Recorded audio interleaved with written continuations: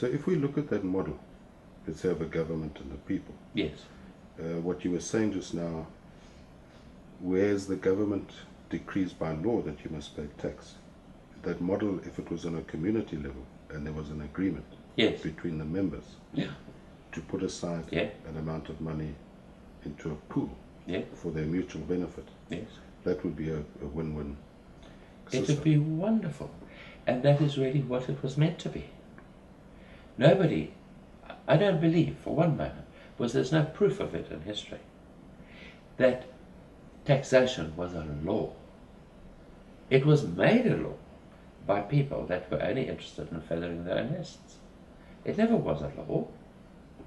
If you go right back in history, it was a question of, let's say, for example, the feudal kings of old. So you had a king, a feudal king, and in exchange for being given some land, you had to pay the king something from what you produced from the land. But really, there were no laws saying, unless you give me 10 cabbages a year, I'm sending you to jail. It was a question of, what have you produced this year? And a portion of that must come to the king's kitchens, because the king also needs to eat. And that king also has charity cases. He also needs to feed those that couldn't manage to produce anything that year. But really, if you go back within history, this so-called thing about taxation being a law is something which is very new. Mm-hmm. Very new. And it's very political. It's got nothing to do with charity. It's got nothing to do with the well-being of the individual. But it's everything to do with the well-being of the politicians. I think tax has taken us onto politics. So before we go into the economics, let's just stay with the politics. Just looking at politics,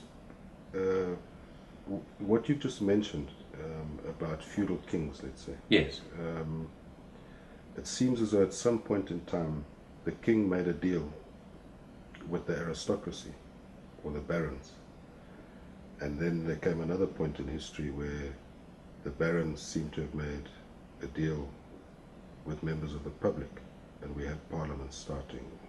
But it always seemed like a trade-off, in a sense keeping something at bay. Is there any validity to that? Are we in a cycle that hasn't completed itself yet in terms of politics? Are we on our way somewhere to something different? Or is this basically, if for want of a better word, is democracy, the way we see it today, the end of the line in terms of politics? You know, one man, one vote. It seems what the whole world fights for in a way is this freedom to vote. Once they've got it, things don't really seem to change that much. It's in that sense I'm asking, is it the end of the line, or is there something that humanity still has to achieve in terms of politics? Yeah. Well, I mean, we all know what Oscar Wilde had to say about democracy. It's the bludgeoning of the people, by the people, for the people. Really, Russell, this world has never yet seen democracy. It's never seen democracy. Not true democracy. But let's go back to what you asked just now about the feudal kings. For me, where the whole thing really went wrong, if one studies history with care, is there was a time when the land and the king were one. In other words, not just the land, but the people who worked that land as being part of the land. They and their king were one. They worked as a coherent, intelligent whole.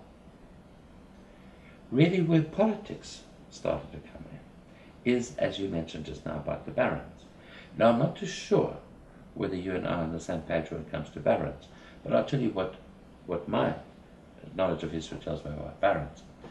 Barons were really very eager and very self-centered little people that wanted very much for themselves what they saw as the king having, together with his subjects.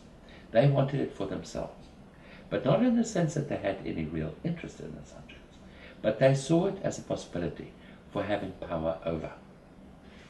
And one way or another, and really history here is all over the place, because there's so many different examples, and there are as many examples as there were individuals. So every individual found their own, let's say, ingenious way of making themselves ingratiated with a king in one way or another, in exchange for favors. Now, I'm not saying that all kings were corrupt, but even kings, let's say feudal kings, as it were in those days, they invariably needed help. They couldn't always. Sometimes the kingdoms were so big that they couldn't do everything all by themselves. So yes, in exchange, they would sometimes grant one of the lords, or one of the barons, if you like, some executive duties to start performing on behalf of the king.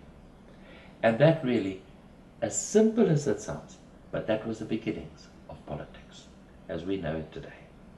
And from there, of course, the whole thing just became ever more corrupted. And as it became more corrupted, so the land and the king became separated, until eventually there was such a huge separation that the people themselves no longer felt allied with the king. They started to feel more allied with the so-called barons, who had now very ingeniously put themselves into the position of being, look, I'm actually looking after your interests. And what's more, the king has instructed me and empowered me to look after your interests. But now, you know what? If I'm going to do this for you, what are you going to do for me in exchange? And this was really the beginnings of politics. So when we look at where politics are at today, once again, we see, in a nutshell, that the king and the land and the people that work the land have become strangers unto each other. And there's this weird breed of animal that now sits in between, calling itself a politician, acting in the best interests of the people. And really, governments come and go. Some are very popular, some are very unpopular. But the overall thing that one sees with any government in the world is that very seldom does it truly act in the interests, the best interests of the people. And really, if one looks at where humanity is at today, which has become so confused and beguiled by where the media is at, and of course the media is just the tool of the politicians. Anybody who's got any common sense can see that for themselves. Humanity itself today is so confused that it actually doesn't even know what its real needs are, because all it knows is what it gets fed by the media. So it happily goes along with what the media tells it are its needs, and according to that, they choose a government that they feel are going to meet their needs. And then a year, 2 years, 3 years, 5 years down the line, they wonder why they're now worse off than they ever were before.